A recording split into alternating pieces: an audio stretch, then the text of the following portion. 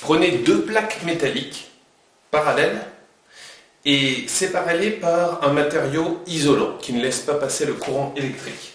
Vous obtenez ce qu'on appelle en électricité un condensateur, qu'on va représenter, les deux plaques conductrices métalliques, par des traits comme ceci. Le courant arrive avec une certaine intensité I, et aux bornes de ce composant électrique se trouve une tension U en volts. Et ce qui vous semble peut-être bizarre, c'est de se dire qu'une intensité I arrivant sur un matériau isolant, comment se fait-il que le courant pourrait passer? En fait, le courant I, vous pouvez vous imaginer qu'il arrive pendant un certain temps et il va charger la plaque électrique qui se trouve ici, positivement. L'autre plaque ici va se charger négativement avec la même charge mais opposée, la même charge en valeur absolue mais opposée. Et donc tout se passe comme s'il y avait tout de même un courant électrique qui était passé d'un côté à l'autre. Sauf que bien sûr, au bout d'un moment, la plaque n'est plus capable d'accepter plus de charge et donc le courant est bien obligé de s'arrêter.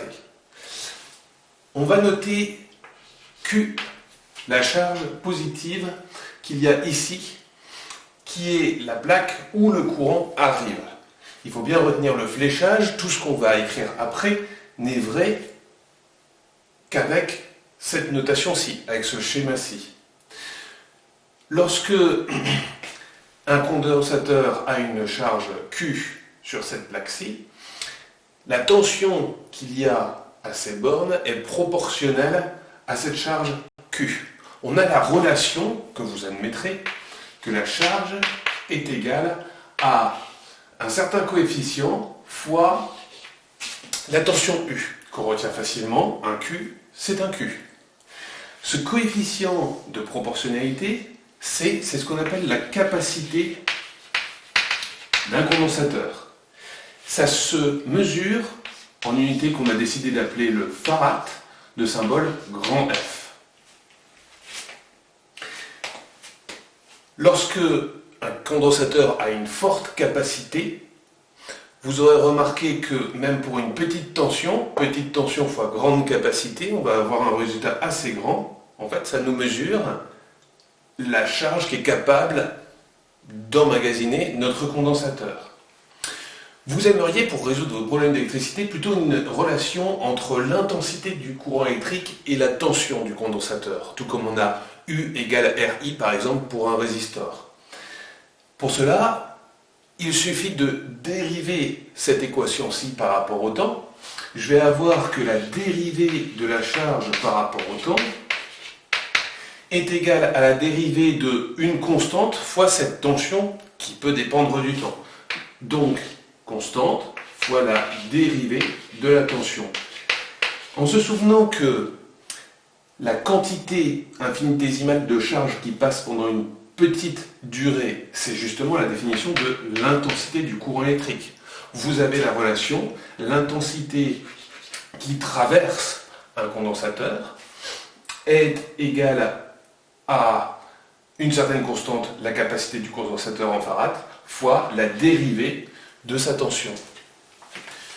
Une fois qu'un condensateur est chargé, sa charge étant égale à la charge maximale et ne pouvant plus augmenter, elle est fixée.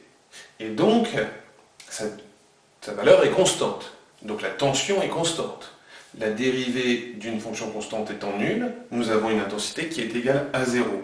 L'intensité ne peut plus traverser le condensateur. Et on a donc un condensateur qui se comporte comme un circuit ouvert. Lorsqu'un condensateur se charge, sa charge augmente, donc sa tension aussi, et en gardant le fléchage récepteur, nous avons la dérivée de la tension qui est positive et un courant qui est positif. Maintenant, lorsqu'un condensateur se décharge, je prends mon condensateur qui est chargé et je vais le brancher sur une résistance, par exemple. Vous allez avoir la charge du condensateur qui diminue. Donc, sa tension qui diminue aussi. Donc, la dérivée de la tension va être négative. Et vous avez l'intensité du courant qui est négative. Donc, dans l'autre sens. Ce qui nous fait une tension et un courant dans un même sens, et on a un condensateur qui peut se comporter, dans ce cas-ci, comme un générateur.